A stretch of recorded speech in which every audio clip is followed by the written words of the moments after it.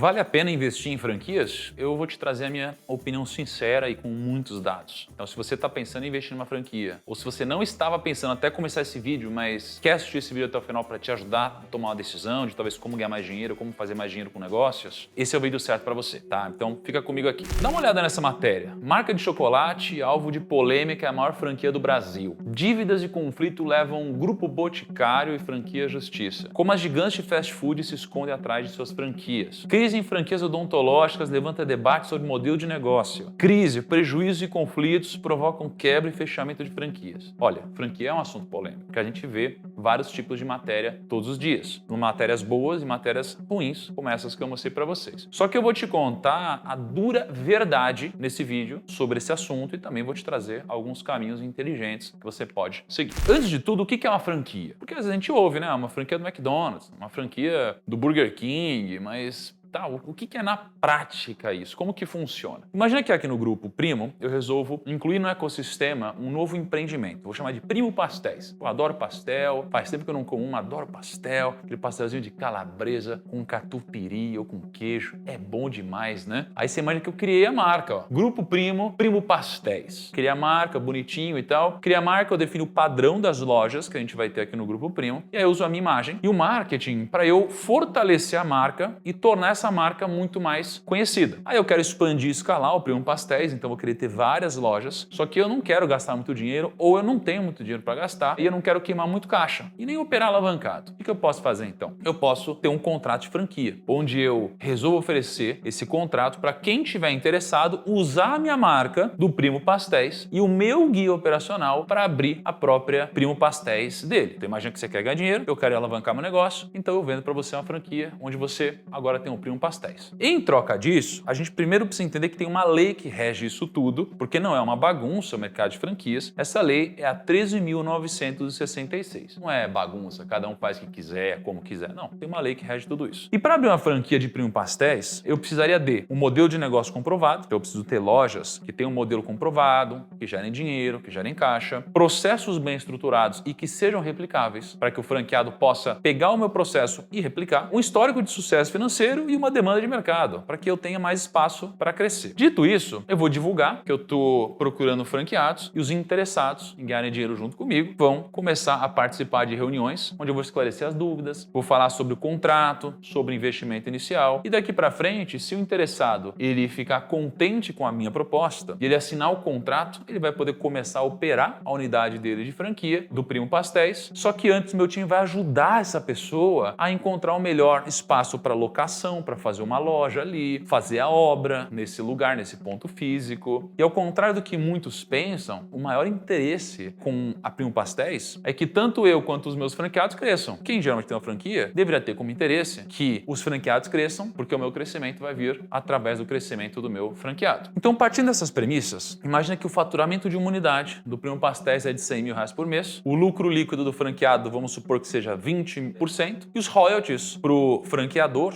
que seria eu no caso, seria de 6% do faturamento. Então eu ficaria com 6% do faturamento e a margem para o franqueado seria de 20%. Aqui é uma matemática básica, porque se a loja crescer de 100 mil para 120 mil de faturamento, o franqueado que fica com 20% de margem, isso aqui seria basicamente pegar o faturamento, tirar todos os custos e ver a linha final, ele ficaria então com 4 mil a mais. Só que se ele ficar com 4 mil a mais, como eu fico com 6% de royalties, 6% aqui vão aumentar em R$1.200 o quanto eu ganho como franqueador. Então se a franquia vende mais, eu também ganho mais dinheiro. Então o meu interesse seria de que a franquia vendesse mais. O meu marketing está investido para que a franquia cresça e fique mais conhecida. Só que se o faturamento cair de 100 mil para 60 mil, por exemplo, o franqueado ele vai ganhar 8 mil a menos por mês. E se ele ganhar 8 mil a menos, eu vou ganhar 2.400 a menos. Isso daqui é muito ruim para os dois. Mas se é tão simples assim então, Thiago, por que às vezes não dá certo uma franquia? Isso é uma boa pergunta, porque no geral as franquias não dão certo. Assim como no geral os negócios não dão certo, estatisticamente. Tem dois principais motivos que fazem uma franquia não dar certo. Primeiro é que a franquia é ruim. Tem muita franquia ruim sendo vendida. O que é uma franquia ruim? Às vezes é uma franquia que não dá margem, é uma franquia que não é bem operada, é uma franquia que você vende a franquia, mas o franqueado comprou um sonho, mas é uma ilusão, não sobra dinheiro, não é um modelo validado. Segundo motivo é porque às vezes quem compra a franquia não tem perfil para abrir uma franquia. Aqui tem muita gente que acha que a franquia você investir um dinheiro e vai começar a voltar grana. Não é bem isso. Quem compra a franquia geralmente é um empreendedor. Só que ao meio meio do caminho entre aquele que vai abrir o seu CNPJ e aquele que vai ser um funcionário. A franquia é o meio do caminho. Você está empreendendo, mas ao mesmo tempo com muito menos risco e com um pouco menos de prêmio. Porém, você pode ganhar mais do que um CLT, só que você também tem um pouco mais de risco. Então você está aqui no meio. Menos risco que um empreendedor, mais risco que um CLT, mais prêmio que um CLT, menos prêmio que um empreendedor puro, né? Então você está aqui no meio. Como que você reconhece uma franquia ruim, então? Vou imaginar que você tem 650 mil para investir numa franquia. Eu te ofereço isso daqui, ó. A média de lucro mensal é de 5 a 8 mil do Primo Pastéis. O investimento inicial é 650 mil. Você investiria, você aceitaria essa minha proposta? Pode pensar, caramba, claro, vou ganhar 5, 8 mil reais por mês. Na realidade, você não deveria aceitar uma proposta como essa. Você se meteria numa furada. Por quê? Porque aqui você ganharia de 5, 8 mil reais por mês, só que investindo na renda fixa hoje, você ganharia 7.600 por mês com o mesmo investimento. Com a diferença de que aqui você vai trabalhar, ali você não vai trabalhar. Então aqui você vai ganhar menos trabalhando mais. Ou você vai ganhar igual trabalhando mais e correndo risco aqui. E tendo menos liquidez, porque ali você pode resgatar a hora que quiser. Geralmente os indicadores principais que um franqueador vai te apresentar são rendimento mensal e investimento inicial. E também te trazem payback, algumas outras coisas. Todo franqueador vai falar, isso é o que gasta para começar, isso é o que faz por mês. Aqui não valeria a pena então aceitar pelo motivo que eu te falei, que é mais risco e menos prêmio ou prêmio igual. Quanto mais risco você corre, mais prêmio você deveria cobrar. Vamos comparar aqui com os principais índices dos últimos 10 anos. Poxa, se o Primo Pastéis vai dar de 5 a 8 mil, se eu comparar com quanto deu o CDI, mercado de fundo imobiliário e Bovespa nos últimos 10 anos, no final das contas, aqui você teria tido 60 mil por ano, aqui 67, aqui 66, aqui 81. Então não vale a pena em nenhum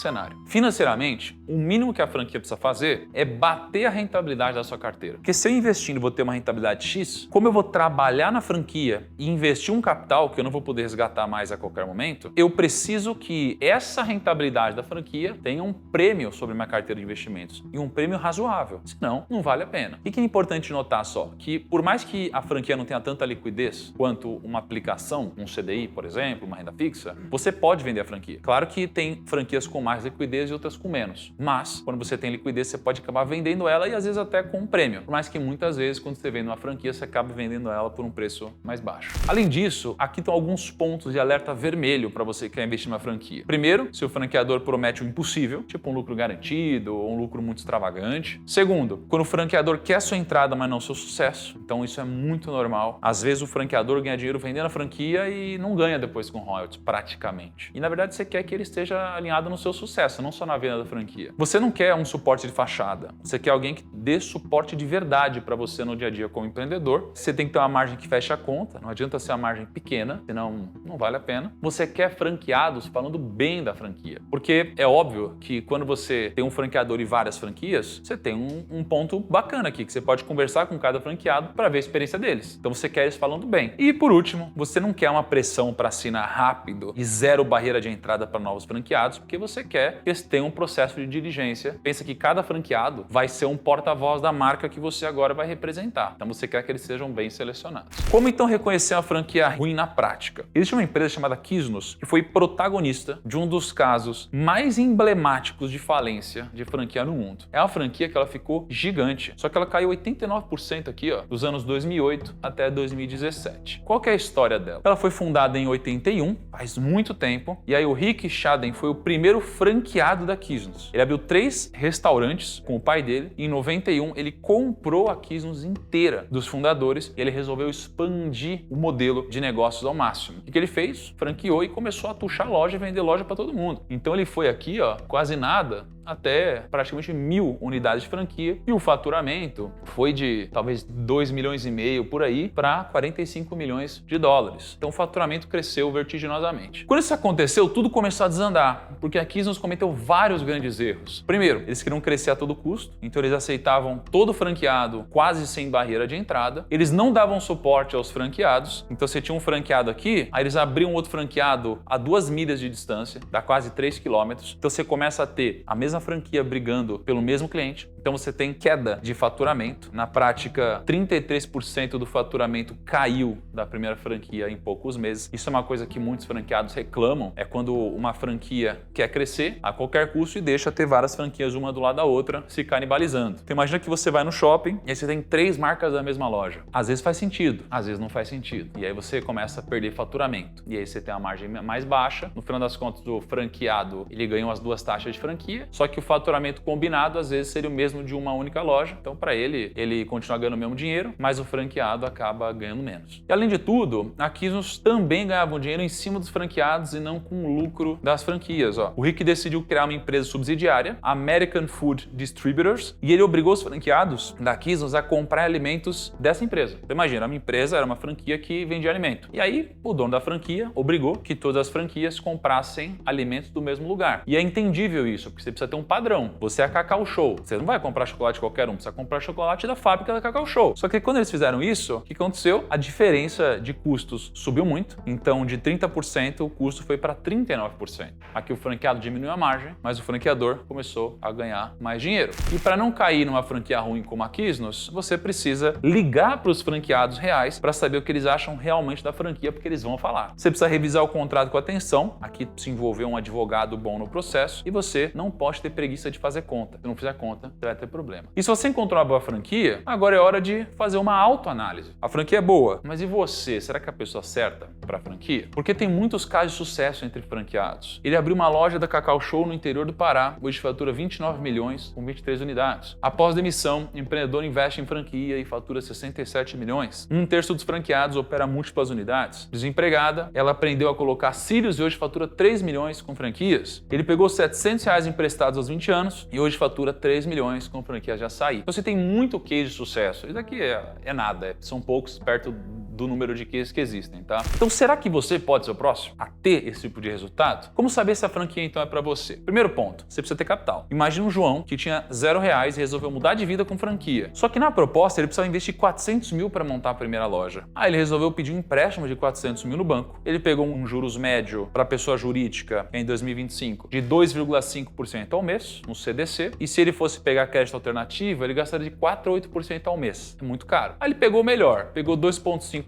ao mês sobre 400 mil. A prestação aproximada vai dar 17.500 por 36 meses. Aí a franqueadora prometeu que ele teria um lucro de 20 mil, ele teria um payback de 24 meses, então ele receberia tudo que ele investiu depois de 24 meses. Só que na realidade, o faturamento real foi de 60 mil, o custo foi de 48 mil e sobrou 12 mil de lucro, e não 20 mil, igual a franqueadora prometeu. Aí a parcela do banco era 17.500, lucro da operação era 12 mil, o João então opera com 5.500 negativo todos os meses, ele tem uma perda em 36 meses de 198 mil, a loja fecha no mês 27, ainda sobra 200 mil de dívida, então ele trabalhou 27 meses para pagar a dívida e ainda não conseguir quitar, então ele terminou aqui a história alavancado, com dívida, sem dinheiro e ainda trabalhou 27 meses sem ganhar nada. No final das contas, sem alavancar, ele perderia só um negócio, mas alavancando ele perdeu um negócio e ele ganhou uma dívida. Então tem que tomar muito cuidado com a alavancagem, gente. A alavancagem é uma coisa muito séria. Tem várias histórias de quem pegou dinheiro emprestado e deu certo, virou milionário, virou bilionário, mas eles são exceção, porque os vencedores escrevem livros e os perdedores não. Mas a maioria dá errado. É uma exceção se dá certo alavancando. O segundo ponto é, você precisa respeitar o know-how do franqueador. Você quebra um negócio de chocolate, você vai ter que criar a marca e abrir o CNPJ. Você vai descobrir os melhores distribuidores. Você vai estudar o melhor ponto. Você vai descobrir o seu público-alvo. Você vai estudar o quanto você precisa de capital de giro. Descobrir os produtos com mais saída e menos saída para fazer a gestão no estoque. E aí você vai aprender a precificar, levando todos os demais pontos em consideração. Se você não quer fazer nada disso e mesmo assim ter um negócio, a franquia acaba te ajudando em tudo isso. Porque você não vai precisar partir do zero. Pensa que todo esse processo, a franquia já passou, então ela vai te entregar só o que é para fazer, basicamente. Você precisa trabalhar, só que precisa trabalhar bastante. A maior vantagem da franquia é que você vai participar de um modelo de negócios que já é validado e testado. Um negócio próprio, ele morre 50% das vezes depois de 5 anos. Uma franquia, só 5,5% quebram depois de 5 anos. É muita diferença. Isso demonstra a diferença no risco. Só que se você quer inovar, você pode transformar essa vantagem num pesadelo. Então você precisa ter isso em mente também. A franquia aqui não é para você inovar e mudar tudo. Se você tem aqui uma loja do McDonald's, uma franquia do McDonald's, aí você cria um molho novo, completamente fora do know-how da franquia, e aí você faz muito sucesso, vende muito, aumenta seu faturamento, só que aí vem um auditor aqui e aparece para fiscalizar, você vai ser notificado semanas depois, e aí o seu negócio vai ser fechado, a sua loja vai ser fechada, você vai ter multa, você vai ter processos e talvez você perca tudo que você investiu aqui. Você tem que tomar cuidado. Terceiro ponto é, você precisa entender sobre gestão, ou você precisa querer aprender, porque senão vai dar errado o seu negócio. Tem um negócio que eu conheci no Primocast, a gente virou parceiro inclusive há muito tempo, que é a Pano Bianco, é uma rede de academias gigantesca, e eles trouxeram números muito interessantes lá no Primocast. O que o Rafa da Pano Bianco falou? Que a média de lucro mensal de uma operação madura da Pano Bianco, de uma unidade dele de academia, é de 40 a 70 mil. Isso aqui é muita grana, tá? Payback,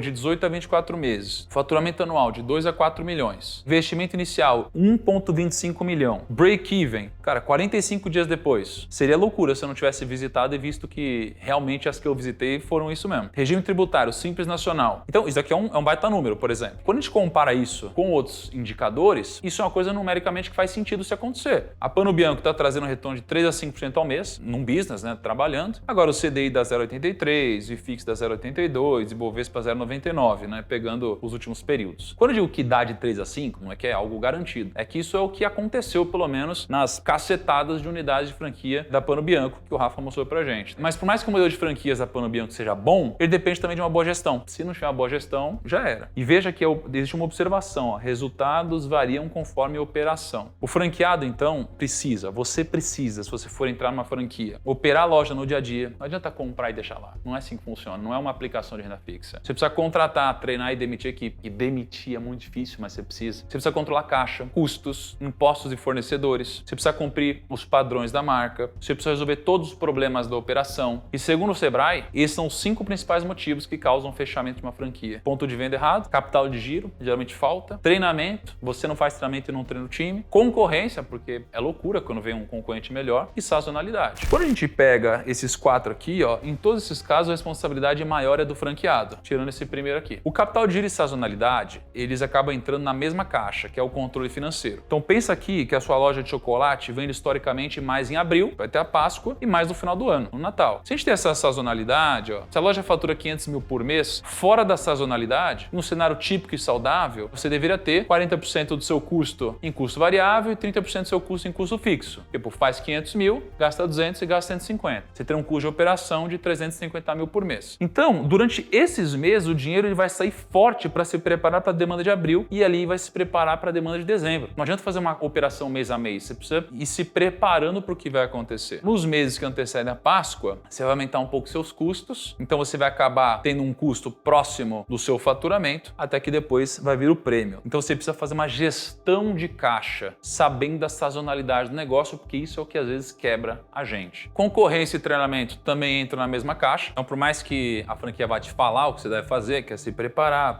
o caixa para esse momento, assim por diante, porque aqui vai entrar muito dinheiro. Ela vai falar, guarda o dinheiro agora para você passar por esse período. No final das contas é você que vai tomar a sua decisão. Então você precisa estar muito ligado em tudo isso. Quando a gente fala de concorrência e treinamento, a gente precisa de desenvolvimento estratégico também, ó. Olha a nota de experiência do cliente versus o número de vezes que o nosso faturamento cresce. Quando a nota da experiência do cliente é de 1 a 3, ele vai trazer X de consumo, uma vez. Quando ele tem uma nota 10, ele vai gastar muito mais dinheiro com você. Então, quanto mais o seu time está treinado, mais o seu cliente vai comprar de você. E aqui a gente também tem o tempo de fidelização, ó. Quando a gente tem um tempo de fidelização maior, a gente tem uma nota de experiência do cliente maior, porque é o mesmo time trabalhando mais tempo e os mesmos clientes voltando. Então, eles vão criando relacionamento. E a qualidade do seu treinamento e da sua liderança bate direto no caixa. Por isso que eu quis falar sobre isso. Time bem treinado vende mais e você acaba lucrando mais que a concorrência, caso você faça isso direitinho. Basicamente, sim, vale a pena você investir em franquias, mas depende da franqueadora e do franqueado também. Tem muitos casos de sucesso entre franqueados e o bom franqueado consegue escalar escalar e até desenvolver o próprio ecossistema. Então, às vezes você tem um negócio âncora, né, de academia, e aí você traz um business de açaí ali pro lado, você traz um business de loja de suplementos, você traz uma clínica de nutrição e vai criando um ecossistema ali dentro. E agora eu tenho um convite para te fazer. Se inscreva no canal. Esse é o primeiro convite, tá? Clica aqui embaixo, se inscreva no canal, curta o vídeo. E, em segundo lugar, aqui estão os 5 países que mais frequentam academias. Primeiro, os Estados Unidos. Por mais que o índice de gordura corporal lá seja um dos maiores do mundo, eles são alguns dos que mais frequentam academias, mas o Brasil é o 4º. Em termos de faturamento, o Brasil é o 6º em número de faturamento ligado a academias, tá? E 3 em cada 4 brasileiros querem intensificar a prática de atividades físicas em 2025. Ou seja, é um mercado grande no Brasil que ainda tem potencial de crescimento. E no dia 28 do 11, eu vou estar com o Rafa da Pano Bianco, uma das maiores redes de academia do Brasil, uma live exclusiva e fechada, não vai ser aqui no YouTube. E ele vai te apresentar uma proposta de investimento na Pano Bianco. Eu vou esclarecer as principais dúvidas de vocês e vou estar lá como interlocutor, conversando, questionando ele, botando ele na parede, para ver se uma franquia da Pano Bianco de fato é um bom negócio, tá? Se você quiser participar dessa live, clica aqui no QR Code ou clica no link da descrição. Então é isso. Um grande abraço, até o próximo vídeo e tchau!